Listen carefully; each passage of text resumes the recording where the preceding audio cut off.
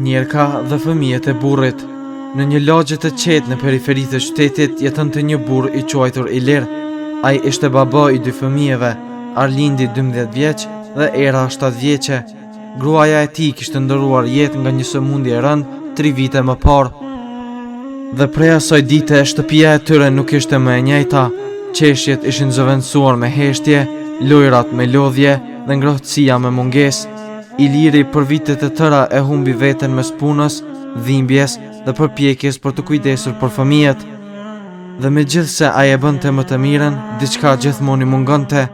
Një dorë e butë në shtëpi, dikush që të kujdesej për detajet që vetëm një zemër gruaje i sheh. Pas shumë kohësh, Iliri u njoh me një grua të qetë dhe të sjellshme me emrin Mira.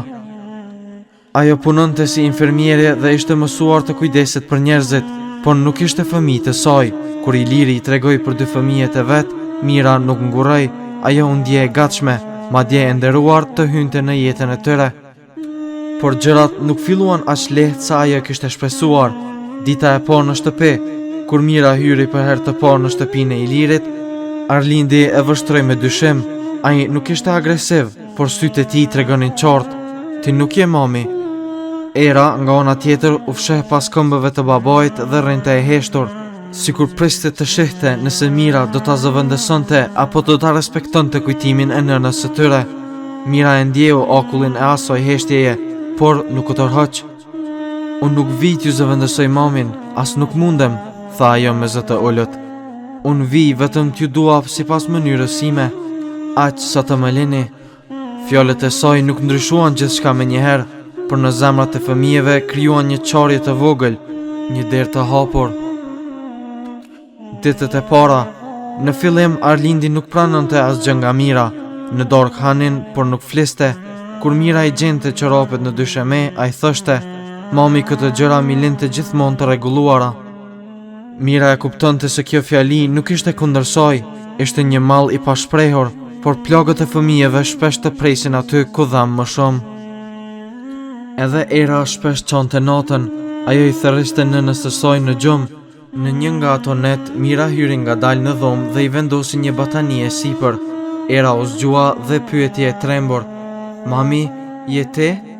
Mira u ndal për një moment, sytë ju mbushën me lot, por i gëlltiti, u përkol dhe i tha: "Jo zemër, unë jam Mira, por jam këtu me ty, si ki askund."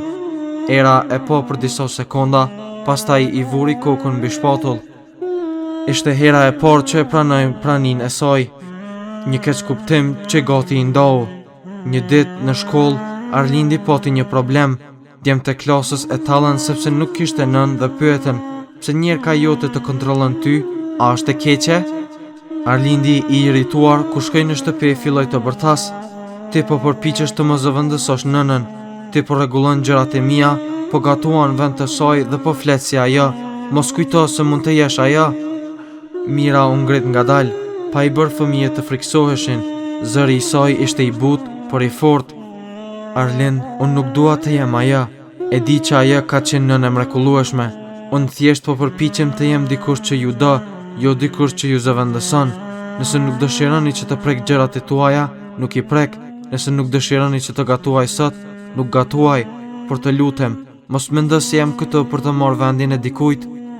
Jam vetëm për t'ju shtuar dashuri, jo për t'u marrë." Arlindi heshti.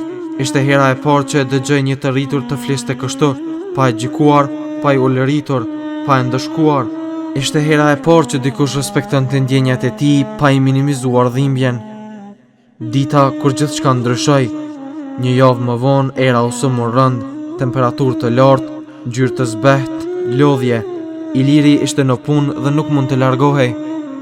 Mira nuk e humbi qetësinë.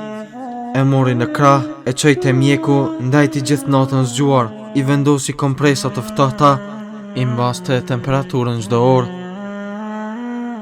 Arlindi e po të gjithë natën se si Mira nuk u largua asnjë minutë nga Era.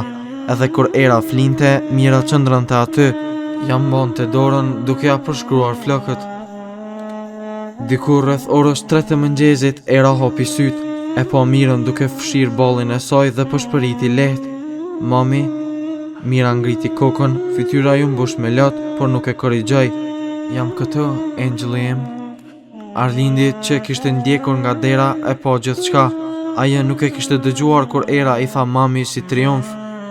Ajo e kishte dëgjuar si momentin më të dhëmshëm dhe më të bukur të jetës njëkohësisht, dhe kur e përvetësoj, vetëm qëndroj aty, e heshtur dhe e përkushtuar. Atë natë, Arlindi e kuptoi një gjë që nuk kishte arritur ta kuptonte më parë. Dashuria nuk ka gjak, ka vepra, ka durim, ka sakrificë. Mrekullia e mëngjesit. Të nesërmen kur era kishte rënë në gjumë dhe Mira më në fund ul e lodhur, Arlindi ju afrua. Sikur u matur disa sekonda dhe pastaj nxori fjalët që i kishin mbetur në gëlltitje prej kohësh. Faleminderit për motrën time, edhe për mua. Edhe pse nuk jam treguar i mirë me ty. Mira e shikoi e habitur, por me një buzëqeshje të qetë. Arlindi vazhdoi. Ti nuk je mami, por ndoshta nuk duhet të jesh që të jesh e mira për ne. Më fal. Mira u ngret, e përqafoi dhe i tha: Ti nuk ke pse të më kërkosh falje. Unë e di sa shumë e keni dashur në nënën tuaj dhe ajo do të ishte krenare për ju. Unë nuk jam këtu për ta zëvendësuar. Jam këtu për t'ju ruajtur kujtimin e saj dhe për t'ju dashur përpara, jo mbrapa. Dhe nga ajo ditë shtëpia mori frymë ndryshe. Erës i kishte lindur një ndjenjë sigurie, Arlindi një besim të ri, Iliri një qetësi që nuk e kishte ndjerë prej vitesh. Nuk ishte familja perfekte, nuk ishte nisur lehtë, por ishte familje e vërtet, e fituar me mund, durim dhe shumë dashuri. Se nga njëherë Njerka nuk është ajo që zëvendëson nënën, nga njëherë ajo është ajo që ja ruan kujtimin. Dhe ndërkohë ndërton një histori të re dashurie me fëmijët që një ditë e pranuan jo si nën, por si zemër e shtëpisë.